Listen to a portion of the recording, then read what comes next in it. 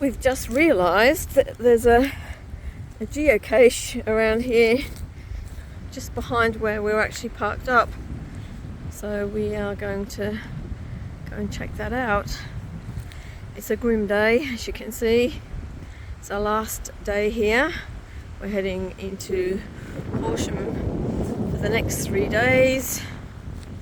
We're going to go to Graham's birth town, which is a little country town called Jung.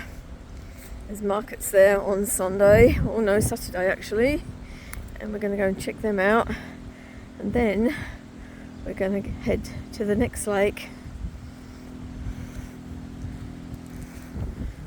I'm just running the Jenny for a little bit because it's been bleak like this for ages, and here at Taylor's Lake there are trees everywhere.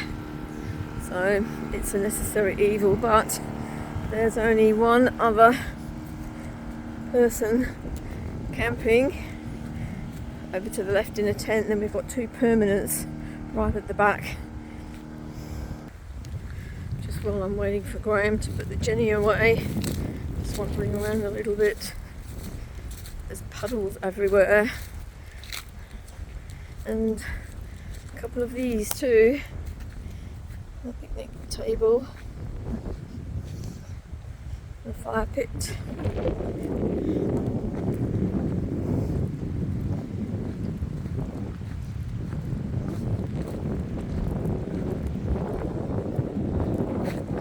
Access down here. I don't know how wet it's going to be. Looks like we've down onto the lake edge, made a fire. Maybe. Looks like it's been there for a fire, but it's all out of shape now.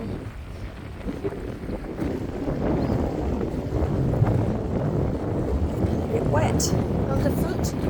It's sinky, and it can't go any further than that.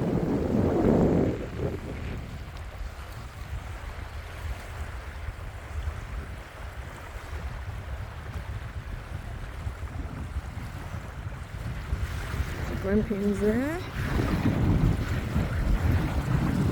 in the background, just a little zoom.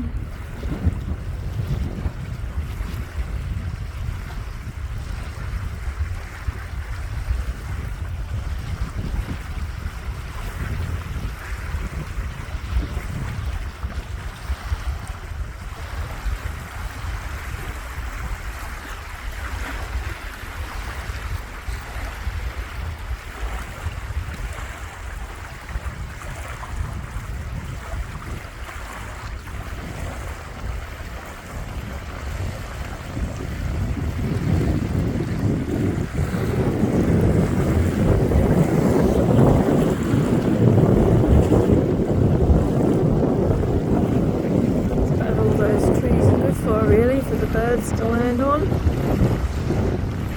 So right opposite, we're going to zoom here, is where the day area is. Just over there.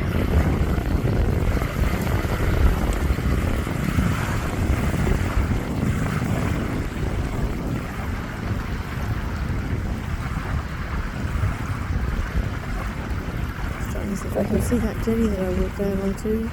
Or the boat ramp.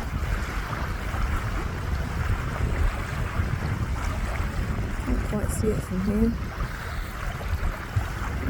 Keep going.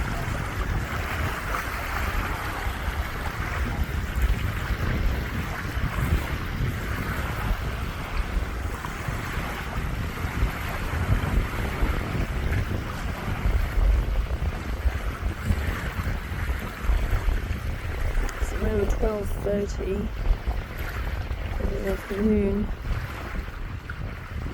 This is what we've got to look at, because that looks really spooky. It's cool, I'll sit under the floor of it.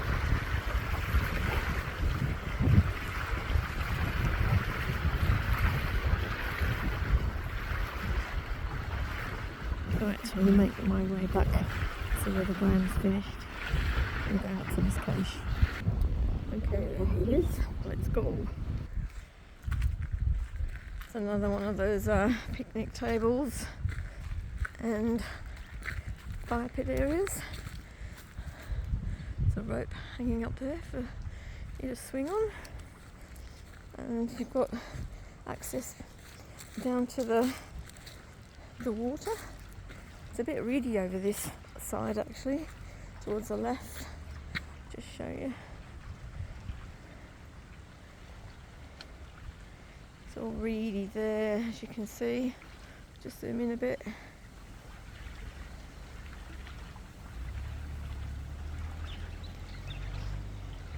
You can hear the gentle laps of the water on my right hand side.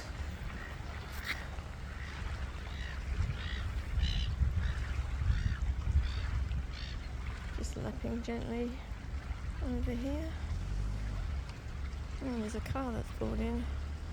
So there's actually 2 people here that all in tents, except for the couple of permanents. This gives you an idea of how large this area is. There are so many fire pits dotted around amongst all these trees. It's really a very large area, especially at this time of year because no one's really out here.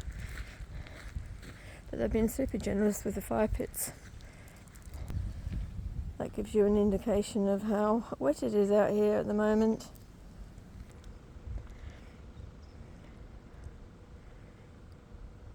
This is pretty much at the far end of the lake.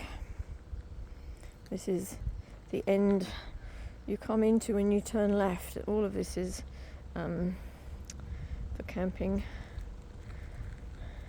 Again, you can see how vast it is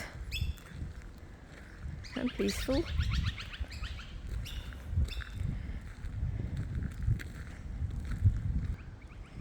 Looks like we're heading this way to the cache.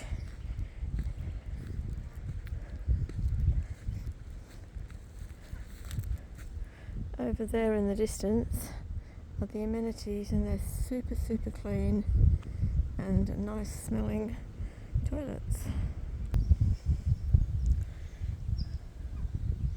It's that perimeter of the lake, and yet another fire pit, a big clearing.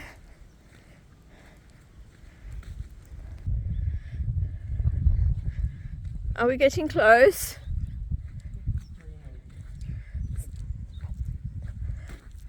How many? 50 metres? Yes. It's going to be around this tree. Look at it, it looks like it's in a mound.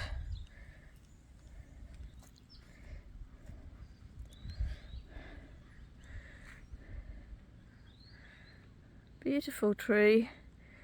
You wouldn't want to be camping under it though. We had a big storm yesterday, lightning and thundering and lots of rain. That was an interesting experience in the caravan. 24 metres, follow the arrow. Okay, so we're thinking it's going to be behind this tree down here, which is right on the boundary. Right, this is a tiny cache. We'll try looking around the tree.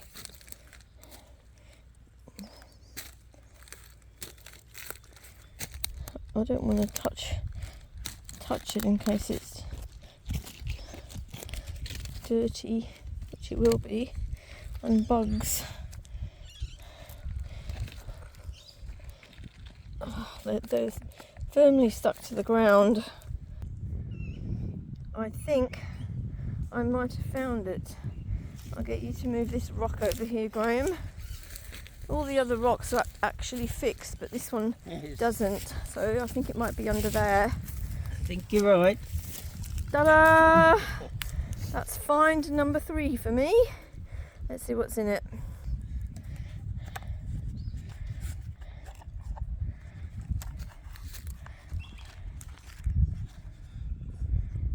An ant, a little logbook, and a 20-cent piece.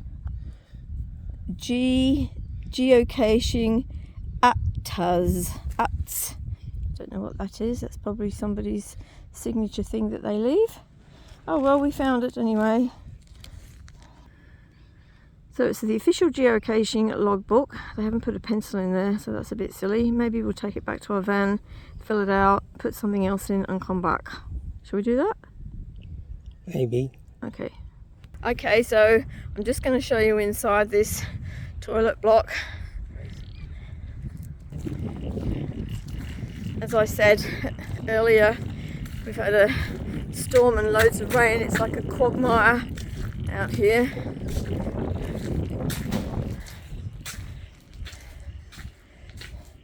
That's your toilet, completely sealed and smelling very lovely. What's that pink thing? It's a smelly thing. Oh, okay. There's one. It smells like the stuff that they put on coaches.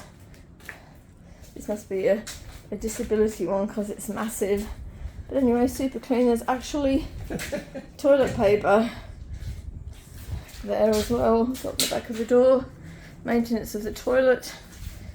Okay, let me out. And this is what the ground's looking like. Currently a quagmire. Anyway, we're both going back to the van. We're going to fill out that cache and then we're going to put the fire on and chill out for the rest of the day.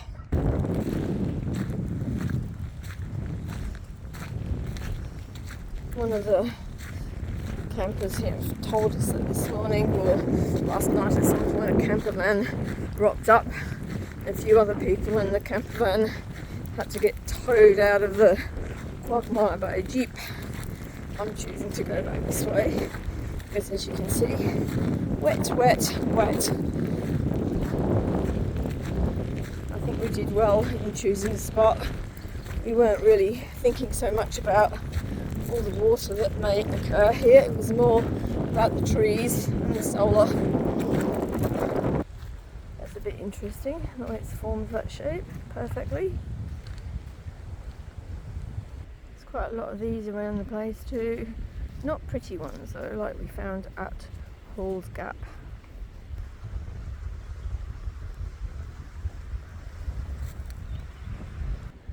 Oh dear. That looks like a child's shoe. Some parent won't be impressed, but if you're watching this, here's the other shoe. A few more mushrooms. These even look like they're edible. Here's a little one popping up there. Well, I won't be trying them though. Right, arriving back at the van. So this is the only water we've got. Don't think it matters that the cables are in the drink there, but the rest of the area is looking pretty good in terms of not waterlogged. I think I'm going to get Graham to put the fire pit right here so I can sit and look at the lake.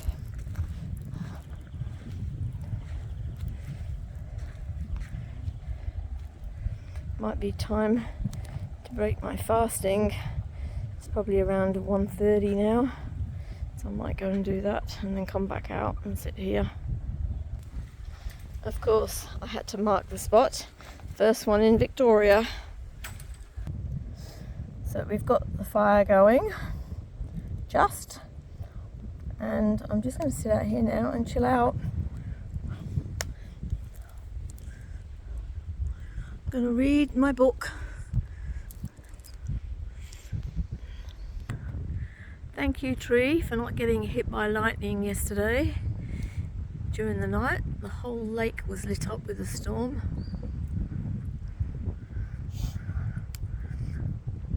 Lucky we were mindful about those trees. As I mentioned earlier, it was more about getting solar and the limbs breaking, so we were very strategic about where we parked up, which was definitely the right thing to do given last night's theatrics. Anyway, I'm going to sign off now. So if you're in this area, the Horsham area, or travelling towards this area, this is an amazing lake that you can stay out. speaking to one of the people that have been here for about a month, said there was about 80 people here during Easter time. So yes, I can imagine in peak season that a lot of people would come along. But this is a brilliant time of the year to be camping, and it's not actually cold outside, which is quite surprising. Anyway, that's goodbye from us, and next lot of filming I will be doing in Horsham. So Taylor's Lake, definitely a good place to go. Bye.